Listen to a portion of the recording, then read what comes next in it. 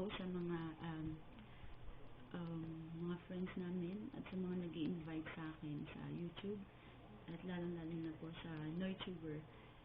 Pasensya na po kayo sa kung hindi namin ma-reply ang mga message nyo, mga comment nyo sa Nancy Pad channel at sa pati naman po sa Cool Strums na channel. Pasensya na po kung hindi namin ma-reply lahat-lahat ng mga comment at message. Dahil nga po naka-block po kasi dito sa China YouTube. At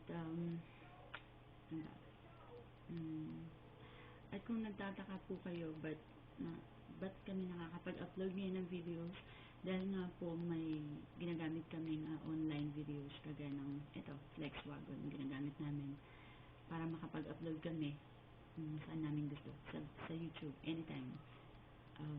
Kaya thank you sa Flex. At pasensya na rin po kung medyo nagkakagulo-gulo yung mga videos namin sa channel ng Nancy Pad at sa Cool Strums.